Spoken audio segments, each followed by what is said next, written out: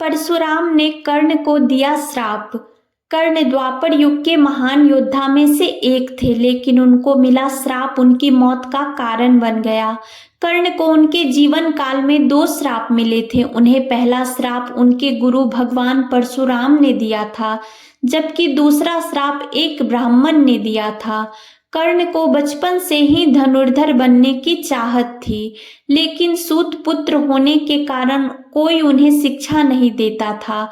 जब वह धनुर्विद्या सीखने के लिए गुरु द्रोणाचार्य के पास जाते हैं, तो वह भी कर्ण के सूत पुत्र होने के कारण उसे धनुर्विद्या देने से मना कर देते हैं।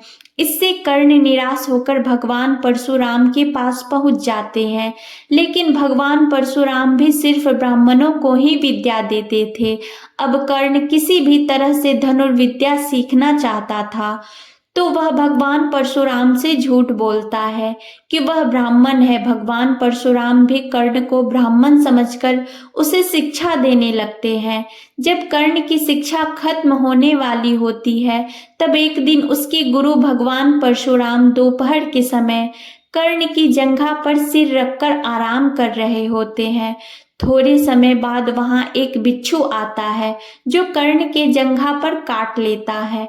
अब कर्ण सोचता है कि अगर वह हिला या बिच्छू को हटाने की कोशिश की तो गुरु परशुराम की नींद टूट जाएगी, इसलिए वह बिच्छू को हटाने की बजाय उसे डंक मारने देता है। कर्ण काफी समय तक बिच्छू के डंक से होने वाले दर्द को सहता रहा। फिर जब कुछ समय बाद गुरु परशुराम नींद से उठते हैं, तो वह देखते हैं कि कर्ण के जांघ से खून बह रहा है।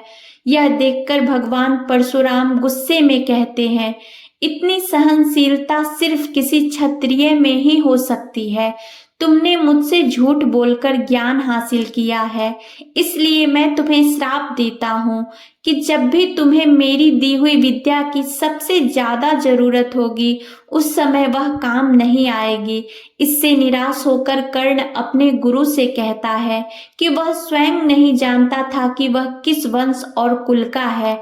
ऐसे में वह सारी बातें अपने गुरु परशुराम को बताते हैं। यह जानने के बाद भगवान परशुराम को श्राप देने पर पछतावा होता है, लेकिन दिया हुआ श्राप वापस नहीं लिया जा सकता था। इसलिए वह अपना विजय धनुष कर्ण को वरदान के रूप में देते हैं।